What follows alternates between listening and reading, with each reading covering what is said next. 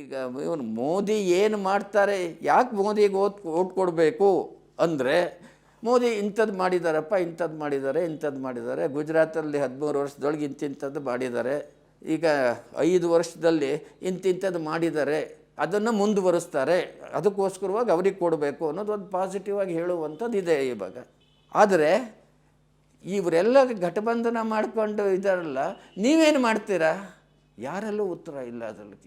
ಈಗ ನದಿಗಳನ್ನು ಜೋಡಿಸ್ತೀವಿ ನಾವು, ಇಷ್ಟು ರೈಲುಗಳನ್ನು ಹಾಕ್ತೀವಿ, ಇಷ್ಟು ಇದನ್ನು ರಸ್ತೆಗಳನ್ನು ನಾವು ಮಾಡ್ತೀವಿ, ಇಷ್ಟು ಇಂಡಸ್ಟ್ರಿಗಳನ್ನು ಮಾಡ್ತೀವಿ, ಬೇಕಾದಷ್ಟು ಇದಲ್ಲ. ಇದು ನೀವು ಎಲ್ಲರೂ ನೀವು ಸಣ್ಣ ಬಿಸ್ನೆಸ್ಗಳಿಂದ ಶುರು ಮಾಡಿ, ಬ್ಯಾಂಕಿಂದ ನಿಮಗೂ ಸಾಲ ಕೊಡಿಸ್ತೀನಿ, ನಾವು ಇಷ್ಟು ಬ್ಯಾಂಕ್ಗಳಲ್ಲಿ ಅಕೌಂಟ್ಸನ್ನು ನಾವು ಇದು ಮಾಡಿದ್ದೀವಿ, ಹಳ್ಳಿಯವರು ಕೂಡ ಬ್ಯಾಂಕಿನ ಅಕೌಂಟ್ ಮಾಡುವ ಅಷ್ಟು ಕೆಲಸ ನಾವು ಮಾಡಿದ್ದೀವಿ, ಏನಿಲ್ಲ ಅಂತಂದ್ರೂ ಇಷ್ಟು ಕಕ್ಕಸುಗಳನ್ನು ಕಟ್ಸಿದ್ದೀವಿ. ಹಳ್ಳಿ ಕಡೆಯಲ್ಲಿ ನೀವು ಹೋಗಬೇಕು ಅಂತಂದರೆ ಯಾರು ಒಂದು ತಂಬಿಗೆ ಹಿಡ್ಕೊಂಡು ಊರಿಂದ ಆಚೆಗೆ ಎಷ್ಟೋ ದೂರಕ್ಕೆ ಹೋಗ್ಬಿಟ್ಟು ಅಲ್ಲಿ ಎಲ್ಲೋ ಯಾವುದೋ ಗಿಡ ಮರದ ಸಂದಿಲಿ ಹೆಂಗಸರು ಕೂತ್ಕೊಳ್ಳೋದು ಹಾಗೆ ಅಂತಂದ್ರೆ ನಾಚಿಕೆ ಆಗ್ತಾಯಿತ್ತು ಇದರೊಳಗೆಲ್ಲ. ಈ ಮೋದಿ ಎಂಥ ಒಂದು ರೆವಲ್ಯೂಷನ್ ಮಾಡಿದ್ದಾರೆ ಅಂತಂದರೆ, ನಿಮ್ಮ ಮನೆಯೊಳಗೆ ಕಕ್ಕಸ್ ಇಲ್ಲದೆ ಹೋದರೆ ನಮ್ಮ ಮಗಳನ್ನ ನಿಮ್ಮ ಮನೆಗೆ ಕೊಡಲ್ಲ ಅಂತ. ಹುಡುಗಿರೇ ಇವಾಗ ನಾವು ಕಕ್ಕಸ್ ಇಲ್ಲದೆ ಇರೋ ಗಂಡನ್ನು ನಾವು ಮದುವೆ ಆಗಲ್ಲ ಅಂತ ಹೇಳೋಕ್ಕೆ ಶುರು ಮಾಡಿಬಿಟ್ಟಿದ್ದಾರೆ. ಇದಕ್ಕೆಲ್ಲ ಏನು ಕಡಿಮೆ ರೆವಲ್ಯೂಷನ್ ಅಲ್ಲ ಇದು. ನಮಗೆ ನೋಡೋಕ್ಕೆಲ್ಲ ತಮಾಷೆ ಕಾಣುತ್ತೆ ಇದು ಪೇಪರ್ನಲ್ಲಿ ಇದನ್ನು ಎಲ್ಲ ಓದೋಕ್ಕೆ ಅಂತಂದರೆ. ನೀವು ಹಳ್ಳೀಲಿ ಹುಟ್ಟು ಬೆಳೆದು ನಿಮ್ಗೆ ಅನುಭವ ಇದ್ರೂ ಗೊತ್ತಾಗುತ್ತೆ ಇದನ್ನೆಲ್ಲ. ಈ ರೆವಲ್ಯೂಷನ್ ಮಾಡಿಬಿಟ್ಟಲ್ಲ. ಸ್ವಚ್ಛತಾ ಅಂತ ಅನ್ನೋದಕ್ಕೆ ಈಗ ಎಲ್ಲ ಊರಿಗೂ ಇದೆಲ್ಲ ಮಾಡಿದಾರಲ್ಲ. ಇದರೊಳಗೆಲ್ಲ ಇದ್ದದ್ರೊಳಗೆ ಎಷ್ಟೋ ಸ್ವಚ್ಛತೆ ಆಗ್ತಾಯಿದೆ ಇವಾಗ. ಹಳ್ಳಿಗಳಲ್ಲೂ ಆಗ್ತಾಯಿದೆ, ಊರುಗಳಲ್ಲೂ ಕೂಡ ಆಗ್ತಾಯಿದೆ ಇದನ್ನೆಲ್ಲ. ಇದು ಹೀಗೆ ಒಂದೊಂದಾಗಿ. ಆಮೇಲೆ ನೋಡಿ, ಏನೂ ಇರಲಿಲ್ಲ ನಮ್ಮ ಇದಕ್ಕೆಲ್ಲ. ಇವಾಗ ಯೋಗ ಅನ್ನುವಂಥ ಒಂದು ಹೆಸರಿನೊಳಗೆ ಪ್ರಪಂಚದ ಎಲ್ಲ ದೇಶಗಳಲ್ಲೂ ಯೋಗ ಅಂದರೆ ಏನು ಅಂತ ಅನ್ನೋದು, ಅದು ಇಂಡಿಯಾದ್ದು ಅಂತ ಅನ್ನೋದನ್ನೆಲ್ಲ ಮಾಡಿದಾರಲ್ಲ. ಇದನ್ನೆಲ್ಲನೂ ಯುನೆಸ್ಕೋ ಅದನ್ನು ರೆಕಗ್ನೈಸ್ ಮಾಡ್ತಲ್ಲ, ಯೋಗ ಡೇ ಅಂತ ಅಂದದ್ದ ಕೆಲಸ. ಅದನ್ನು ಯಾರು ಮಾಡ್ತಾರೋ? ಅದಕ್ಕೆ ಮೋದಿ ತಾವು ಯೋಗ ಮಾಡಿ ತೋರಿಸ್ತಾರಲ್ಲ. ಯಾಕೆಂತಂದ್ರೆ ತಿಂದು ಬೊಜ್ಜು ಬಂದು ಬಗ್ಗಕ್ಕಾಗಲ್ಲ, ಹೇಳೋಕ್ಕಾಗಲ್ಲ. ಈ ರಾಜಕಾರಣಿಗಳೆಲ್ಲ ಆ ಥರದೊಳಗಿರುವಾಗ ಈ ಥರದ್ದು ಮಾಡ್ದಂತ ತೋರಿಸ್ತಾರಲ್ಲ ಯೋಗದ ಇದಕ್ಕೆಲ್ಲ. ಈ ಐಡಿಯಾ ಎಲ್ಲ ಇದೆಯಲ್ಲ, ಕೂತ್ಕೊಂಡವ್ರಿಗೆ ಒಂದೇ ಸಮಯ ಇಷ್ಟು ಹೊಸ ಐಡಿಯಾ ಹೊಳಿತಾ ಇದೆಯಲ್ಲ ಇದಕ್ಕೆಲ್ಲ. ಅದಕ್ಕೆ ನೀವು ಮೋದಿಗೆ ಯಾಕೆ ಓಟ್ ಕೊಡಬೇಕು ಅಂದರೆ, ಇಷ್ಟೆಲ್ಲ ಐಡಿಯಾ ಇದೆ ಆತನಿಗೆ, ಇಷ್ಟೆಲ್ಲ ಮಾಡಿ ತೋರಿಸಿದ್ದಾನೆ, ಅದರಿಂದ ಇನ್ನಷ್ಟು ಮಾಡಲಿ ಕೆಲಸನ. ಪಾಸಿಟಿವ್ ಆಗಿದೆ ಅಲ್ಲ. ನೀವೇನು ಮಾಡ್ತೀರಾ ಅಂತ ಅಂದು ನೀವು ಎಲ್ಲ ಹೇಳಿದ್ರೆ, ಈ ನಮ್ಮ ಚಂದ್ರಬಾಬು ನಾಯ್ಡುಗೆ ಇದು ತಗೊಳ್ಳಿ. ಮೋದಿ ಗೌರ್ಮೆಂಟ್ ವಿಷಯದೊಳಗೆ ಅವ್ರಿಗೆ ಏನು ಕಂಪ್ಲೇಂಟ್ ಇರುವಂಥದ್ದು ಏನು ಅಂತಂದರೆ, ಆಂಧ್ರದೊಳಗೆ ತಾನು ಅಧಿಕಾರದಲ್ಲಿರಬೇಕು, BJPಯಲ್ಲಿ ತಲೆ ಹಾಕೋಕೂಡ್ದು ಅವನ ಕಂಡೀಷನು. ನಾವು ಎಲೆಕ್ಷನಿಗೆ ನಿಲ್ತೀವಿ, ನೀವು ಎಲೆಕ್ಷನಿಗೆ ನಿಲ್ಲಿ ಅಂತಂದರೆ ಎಲ್ಲಿ ಮೋದಿ ಇನ್ಫ್ಲೂಯೆನ್ಸಿಂದ ಬಂದ್ಬಿಟ್ಟು ತನ್ನನ್ನು ಹಿಂದೆ ಹಾಕಿಬಿಡುತ್ತೋ, ಅದಕ್ಕೋಸ್ಕರವಾಗಿ ಅವಕಾಶ ಕೊಡಕೂಡ್ದು ಅಂತ ಖ್ಯಾತೆ ತೆಕ್ಕೊಂಡಿರುವುದು. ನಿಮಗೆ ಇವನ ಆಂಧ್ರ ಪ್ರದೇಶ ಡೆವಲಪ್ ಮಾಡೋದಕ್ಕೆ ಏನು ಇಲ್ಲ ಅಂತ ಅಲ್ಲ. ಇದರೊಳಗೆಲ್ಲ ನಾ ಹೇಳಿದ್ನಲ್ಲ, ಗೋದಾವರಿ ಇದೆಲ್ಲ ಕಡಿಮೆ ಇದು ಪ್ಲ್ಯಾನ್ಗಳು, ಅದೆಲ್ಲ ಆಂಧ್ರ ಪ್ರದೇಶಕ್ಕಲ್ವ ಅನುಕೂಲವಾಗಲ್ವ? ಅದರಿಂದ ಇದಕ್ಕೆಲ್ಲ ಅದಲ್ವೇ ಅಲ್ಲ ಇರೋದು. ತನ್ನ ರಾಜಕೀಯ ಸರ್ವೈವಲ್ಲು. ಮಾಯಾವತಿ ಅವಳ ರಾಜಕೀಯ ಸರ್ವೈವಲ್ಲಿ ಎಲ್ರಿಗೂ ಗೊತ್ತಿದೆ. ಈ ಅಮ್ಮ ಇದ್ದಾಳಲ್ಲ, ಯಾರು ದೀದಿ, ಕಲ್ಕತ್ತಾದ ದೀದಿ ಇದೆಯಾಳಲ್ಲ ನೋಡಿ, ಕಮ್ಯುನಿಸ್ಟು 23 ವರ್ಷ ಆಳಿದ್ರು ಅದರೊಳಗೆ. ಅಲ್ಲ ಒಬ್ಬನೇ 23 ವರ್ಷ ಆಳ್ದ ಅಲ್ಲಿ ಇದರೊಳಗೆಲ್ಲನು, ಎಲ್ಲಿ ಬಂಗಾಳದೊಳಗೆ. ನಾನು ಬಂಗಾಳ ಸಾಕಷ್ಟು ಸಂಚಾರ ಅನೇಕ ಸಲ ನೋಡಿದ್ದೀನಿ ನಾನು ಇದರೊಳಗೆಲ್ಲನು.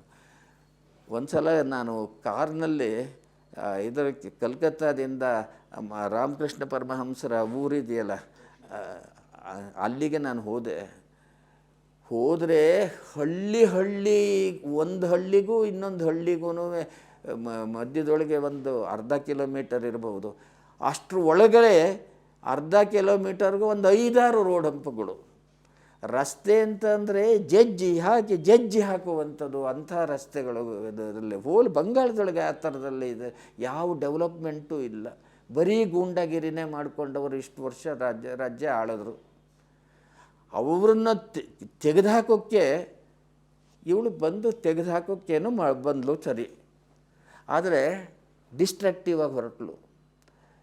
ಬಂಗಾಳದಲ್ಲಿದ್ದದ್ದು ಯಾವ ಇಂಡಸ್ಟ್ರಿಯೂ ಇಲ್ಲ. ಯಾಕೆಂದರೆ ಕಮ್ಯುನಿಸ್ಟ್ರು ಎಲ್ಲಿರ್ತಾರೋ ಅಲ್ಲಿ ಯಾವ ಇಂಡಸ್ಟ್ರಿ ಬೆಳೆಯೋದೇ ಇಲ್ಲ. ಒಂದು ಇಂಡಸ್ಟ್ರಿ ಬೆಳೆಯೋದಕ್ಕೆ ಮೊದಲೇ ಸ್ಟ್ರೈಕಿಂಗ್ ಎಲ್ಲ ಶುರು ಮಾಡಿಸ್ಬಿಡ್ತಾರಲ್ಲ ಅವರು, ಆ ಇದ್ರೊಳಗೆಲ್ಲನೂ. ಟಾಟಾದವ್ರು ಬಂದರು ಅಲ್ಲಿಗೆ, ಅವರಿಗೆ ಕಮ್ಯುನಿಸ್ಟ್ ಸರ್ಕಾರವೇ ಜಮೀನು ಕೊಡ್ತು. ಅವರು ನ್ಯಾನೋ ಕಾರ್ನ ತಯಾರು ಮಾಡೋದಕ್ಕೆ ಅಂತ ಕೇಳಿದ್ರು, ಅವರೇ ಜಮೀನು ಕೊಟ್ಟರು, ನಾವು ರಸ್ತೆ ಮಾಡಿಕೊಡ್ತೀವಿ, ಉಳಿದದ್ದೆಲ್ಲ ನೀವು ಮಾಡ್ಕೊಳ್ಳಿ ಅಂತವ. ಅವರು ಎಲ್ಲನೂ ಮಾಡಿ ಕಾಂಪೌಂಡ್ ಹಾಕಿ ಅಲ್ಲಿಗೆ ಮೆಷಿನ್ ತಂದು ಮೆಷಿನ್ನೂ ಎಲ್ಲ ಇಡ್ತೀವಿ ಅನ್ನೋ ಇದು ಬಂದಾಗ ದೀದಿ ಬಂದ್ಬಿಟ್ಲು. ಬಂದೋಳೆ ಕೆಲಸ ಅವ್ರಿಗೆ ಏನು ಶುರು ಮಾಡಿದ್ಲು ಅಂತ ಅಂದರೆ, ಈ ನಮ್ಮ ರೈತರದ್ದು ಜಮೀನು ಅದನ್ನು ವಾಪಸ್ ಬಿಡಬೇಕು, ಈ ಕ್ಯಾಪಿಟಲಿಸ್ಟಿಗೆಲ್ಲನೂ ನೀವು ಜಮೀನು ಕೊಟ್ಟಿದ್ದೀರಾ, ನಾವು ಸ್ಟ್ರೈಕ್ ಮಾಡಿಸ್ತೀವಿ, ಹಾಗೆ ಹೇಗೆ ಅಂತ ಪಾಪ ತಿಳುವಳಿಕೆ ಇಲ್ಲದಂಥ ಜನಗಳು ಅವರು.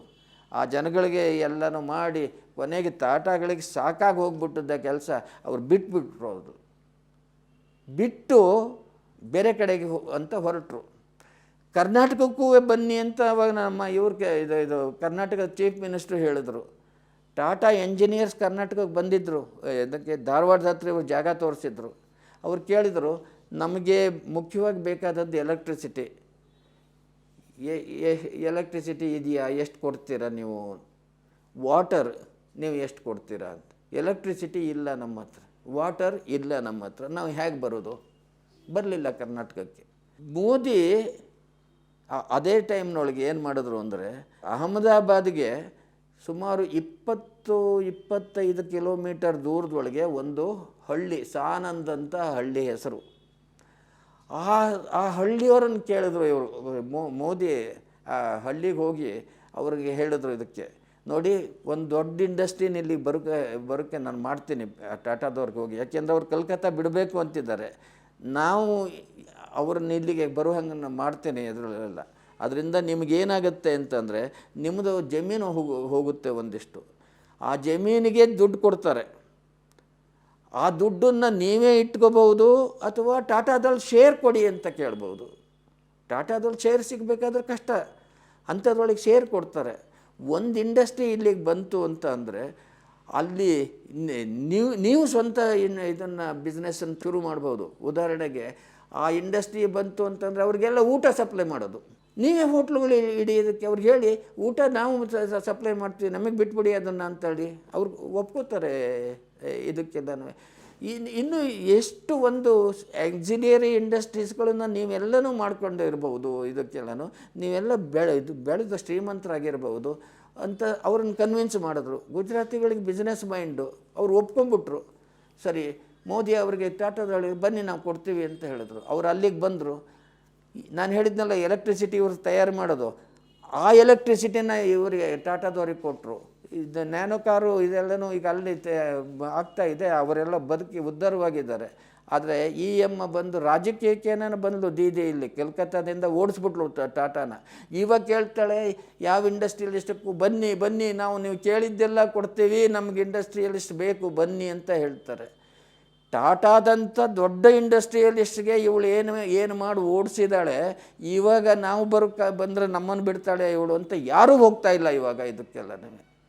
ಈಗ ಅವಳು ಒಬ್ಬಳು ದೊಡ್ಡ ಕ್ಯಾಂಡಿಡೇಟ್, ನೆಕ್ಸ್ಟ್ ಪ್ರೈಮ್ ಮಿನಿಸ್ಟರ್ ಆಗ್ತೀನಿ ಅಂತ ಅಂದು ತನ್ನ ಸ್ಟೇಟನ್ನು ಅವಳು ಮಾಡಿಟ್ಟಿರೋದು ಈ ಥರದೊಳಗೆ, ಮತ್ತು ಪ್ರೈಮ್ ಮಿನಿಸ್ಟರ್ ಆಗ್ತೀನಿ ಹಾಗೆ ಅಂತ ಅಂದದ್ದಕ್ಕೆ ಬರೀ ಇಂಥವರೇ ಎಲ್ಲ ಸೇರ್ಕೊಂಡಿದ್ದಾರಲ್ಲ ಇವಾಗ, ಇಷ್ಟೊಂದು ಜನ ಎಲ್ಲ ಸೇರಿ.